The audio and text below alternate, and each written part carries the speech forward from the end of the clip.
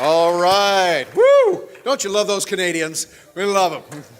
All right. Well, our journey in freedom and liberty continues, and it gets better and better all the time because we're learning and we're winning, and that's wonderful. And today, we also have someone who's going to help us learn about disruptive technology.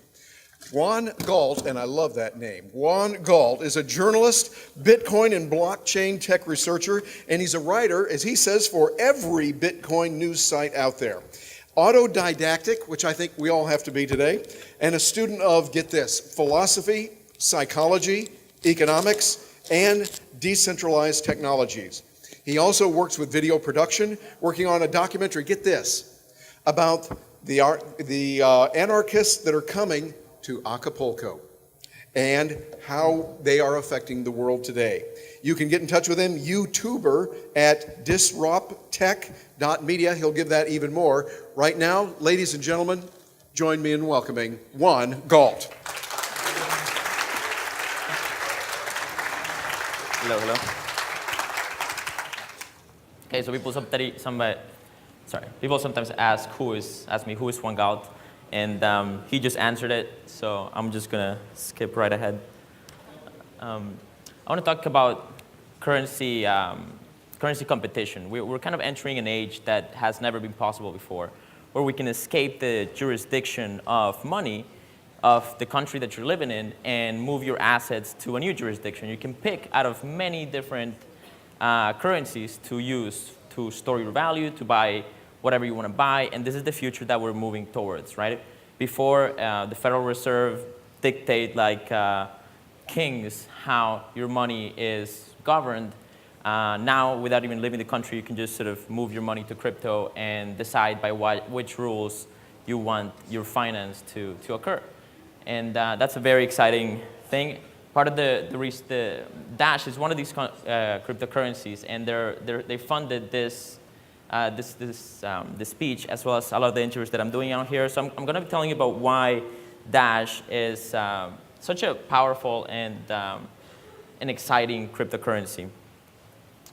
So before we get to that, though, I just want to make the point that money is super important for civilization. We cannot have the internet without money. We cannot have computers without money. We cannot have buildings like this without money, because it is just too complex an enterprise to achieve through something like barter or just getting so many complex interests involved, right? A sandwich lady cannot buy a computer chip from a Chinese manufacturer in China if she's here in the United States, because the sandwich will get there and it'll be green and rotted, right? There's no barter potential in international finance and global trade. So if we want a complex civilization, we need money. But once we recognize that, we need to decide, okay, so what kind of money do we want? Now that we have choices, what kind of money do we want to use? And that's where Bitcoin comes in. And there's, of course, gold and other things, but cryptocurrencies are particularly useful in how decentralized and liquid they are. It's very easy to hold them, it's very easy to move them, and they are arguably much more secure than gold in some ways, depending on how you look at it and who you're defending against. So this is a website called CoinMarketCap, and then we have the top 7 cryptocurrencies as of this morning. Dash is number 6, and you see a list. Ripple is centralized. It's not really a decentralized cryptocurrency, so I don't count it. But Dash is one of the top 5. And I want to talk about why Bitcoin is not great as a currency for retail and for everyday use for purchasing items, right? Bitcoin is excellent right now for international settlement of transactions, perhaps for moving a lot of money.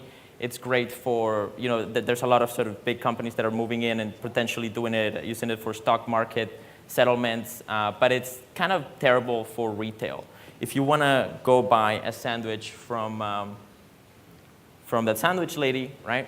You'll give her Bitcoin, and then she's got to has a problem right now, right? Because she has to wait for a confirmation and give you the sandwich. If she gives you the sandwich and you leave, you could actually cheat her right now and double spend her if she just gives it to you on the spot. She has to wait like at least 10 minutes or up to an hour for that confirmation for that transaction to be secure.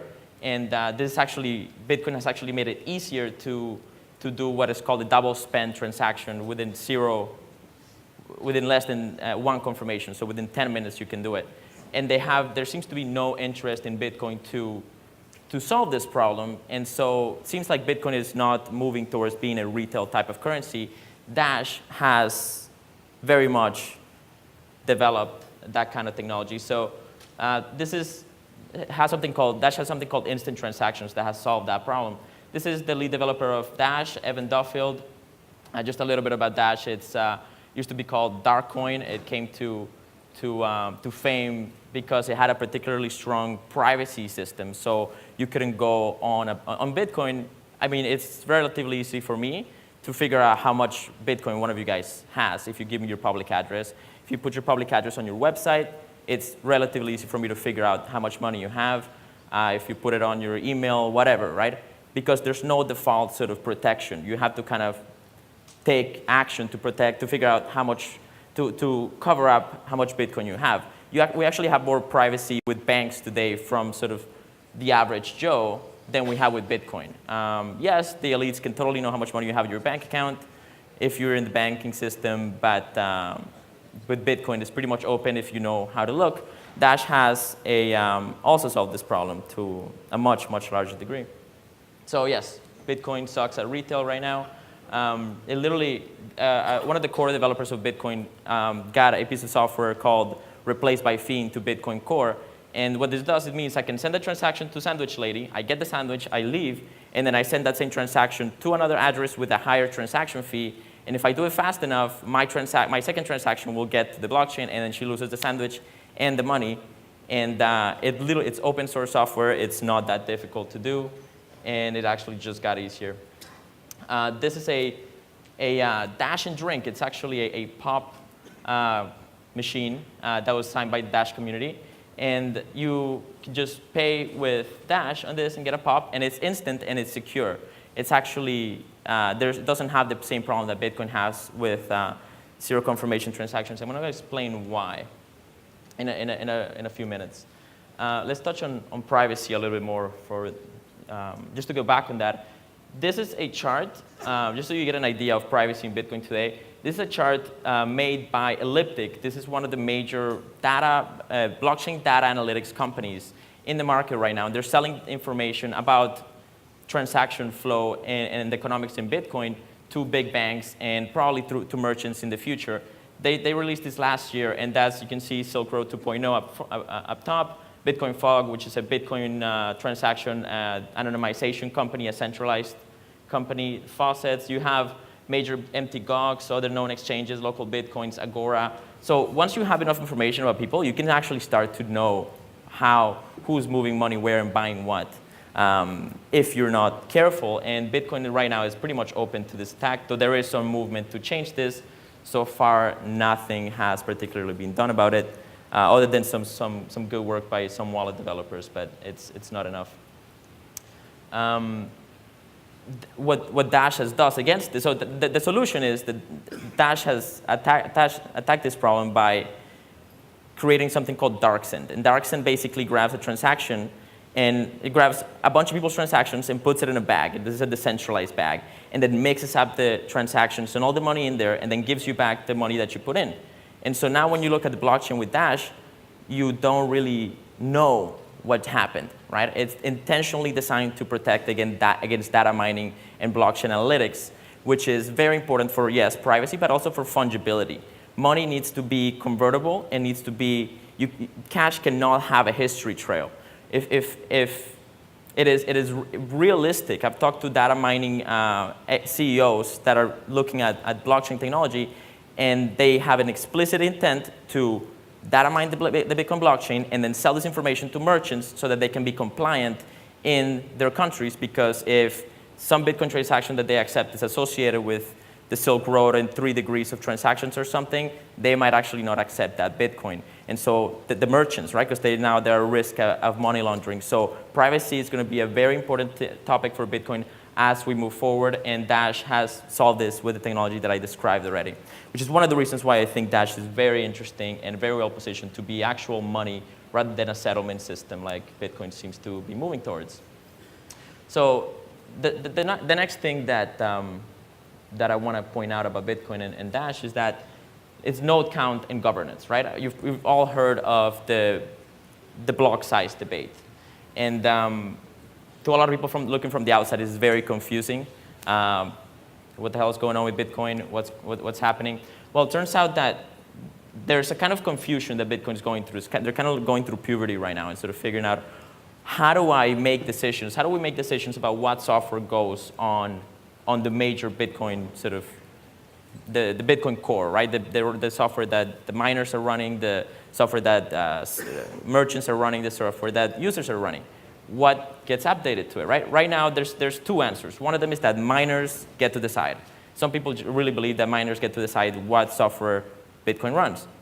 Other people believe that it's node count, right? So if the more full Bitcoin nodes that there are, the more that particular version of Bitcoin will be in power. And Bitcoin XT was one of the first ones that tried to compete in Bitcoin node versions, and they had actual software in there that said if they had 75% of the node count, it would activate and start applying its own software. And that's kind of risky in a decentralized system, because I don't think we've sort of gone through something like that quite yet.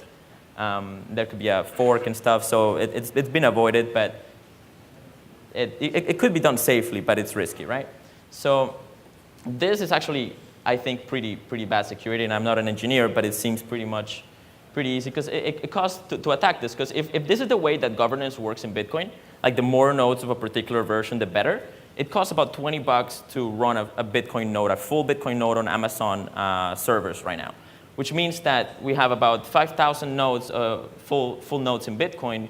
For about $150,000 a month, I could get 7,500 nodes of my version of Bitcoin onto the network, right? If I do it slowly, if I put marketing on it, if I sort of sell my message, it would not be very expensive to overtake the governance model of Bitcoin if this is how we're going to go. But again, right now, it's not clear what the direction is, and I'm getting mixed answers from people. To compare this to Dash, Dash has right now about 4,000 nodes. And Dash does things a little bit more differently, right? Dash is immune to this attack because it says, okay, anybody can be a node, anybody can have a wallet, but if you want to be a service provider, if you want to have a real vote and say on how governance happens in Dash, you need to put up collateral on your node. So you need to put 1,000 Dash, you lock 1,000 Dash in a Dash wallet, which is about $4,000 right now. And you can have it cold storage, and it's totally safe, it's on your computer, but it's locked, and you can't use it while it's locked in there. And now you get to vote, and so you get to have a lot more say on how governance work, and you get to actually get paid to anonymize transactions. You get to get paid to help support the instant transaction network. And there's an actual incentive to host a node. Unlike in Bitcoin, Bitcoin nodes are basically charity. If you're a company and you're a Bitcoin, you have an incentive to have a Bitcoin blockchain, full blockchain, 30-something gigs on your computer. But most people, who here has a full blockchain, full Bitcoin node? Okay, that's like 5 people out of 300 anarchists. There's 50 here, so. So yeah, there's no real incentive. It's kind of charity. Dash actually pays nodes, master nodes, to be in the network. All right, so I want to talk a little bit about, let's talk more about this governance thing. So Bitcoin, what they do is every 10 minutes, there's a block reward that is paid to miners, and they're paid to secure the Bitcoin network. And that's all that Bitcoin does, really sort of support, like pay to sort of support this network. What Dash did that was particularly innovative is that they said, okay, we're going to give miners 45% of the block reward, and then we're going to give the master nodes another 45% of the block reward, so they have an incentive to host this sort of secure network. And then we're going to grab another 10%, and we're going to put it to something called the budget system. And this is actually how I was funded to come here today and speak to you about this. And to do a lot of the interviews that I've done at this conference, I literally was reached out to on Twitter by some of the Dash community members. And they were like, hey, listen, we love Acapulco. We love the community there. We like what you do. I think you should go and speak about Dash there. So we sort of talked about it, negotiated a sponsorship package with Jeff. And then once all the details were sort of set up, I went on my wallet. I went to this website called Dash Whale. And this is a sort of a website that makes it easy to understand what this budget system is. So basically, you can submit projects to the Dash network that you think will serve Dash, and if the master nodes agree, then they can vote for your project, and then I will get you will get some of the rewards from the block size and fund your project. So it has an internal sort of funding system, and this is what we did. I signed up to this website, I went through the steps, and then I sent a special transaction from my wallet saying I want to be a speaker at Anarchapulco, pay me this much money, this is the funding, and then it was done. Within about an hour, I got 300 upvotes, which is 10% of the masternode networks. Yeah, about 10% of the master nodes. And then by the next day, I had 1,500 upvotes. I climbed up the ladder of the budget system. Everybody was very supportive. And that's pretty much how I got funded. Turns out that you got to do it before the last 2 days of the payment cycle, so there was a bit of a problem there, but that was pretty much how it went down. So Dash I think, is a very promising technology. And it is kind of, because of the system, it's kind of like a living organism, right? Bitcoin right now is funded by major companies, right? BitPay, Coinbase, Blockstream. They're funded by companies that have a particular intention and will. They want Bitcoin to be something, right? But Dash is internally funded. Dash is dependent on the value of its unit, right? The more valuable that Dash is, the more money that there is for this organism to keep developing and adapting and growing. And that is a very new thing in the world. I honestly believe this is a cybernetic organism. We humans, and we mortal humans in the Dash community are basically the gears that move it, but we can fall away and this thing will continue. And so yeah, I think it's very interesting and very much worth looking into. I'm not saying that it's gonna overtake Bitcoin. It might, right? It might just be better at being money than Bitcoin, right? And that's the great thing about currency competition now, is that we're going to be able to choose money that serves the specific purposes we care about. And there's a lot of interesting projects out there, so do your own research. And I think that is it, and we seem to be good for time. I have, if anybody's interested in being a Dash masternode, we have masternode vouchers. So I have these links on my website, and if you go to node40.com, you can learn more about it. And if you use the word Anarchapulco and send an email to info@node40.com, then you can actually be a masternode for free for a month and kind of play it out. I'm getting rates. Some people are telling me that they're making about 12% to 18% interest rate a year by being masternodes of Dash, and that's without counting the price fluctuation.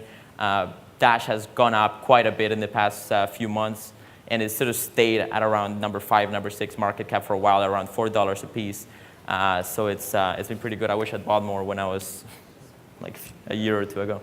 And we got a little bit of time. I'm going to make an executive decision here. We got a little bit of time. Since I am master of ceremonies, if you have 5 minutes and want to give some questions, we can do that. Yeah, I would love to take some questions if anybody. Any questions that someone would like to ask? Come on up here. Is this working, by the way? Yeah. There we go. Now it is. There we go. Come on over here. And what is your question? My question is about the ease of spending and whether or not you run into challenges finding people who will accept it. Right. Well, if you're in the Bitcoin community, it's going to be much easier to find people. But you're right, that's one of the problems with Dash right now, is that it's a young currency. It's 2 years old compared to Bitcoin. Bitcoin's about 7 years old. So there's not enough merchants. There's not a lot of places where you can spend it other than maybe some online places and some businesses, right? So that's one limitation. But if you're looking at 5, 10 years, that could very much change. And I sure as hope we'll try.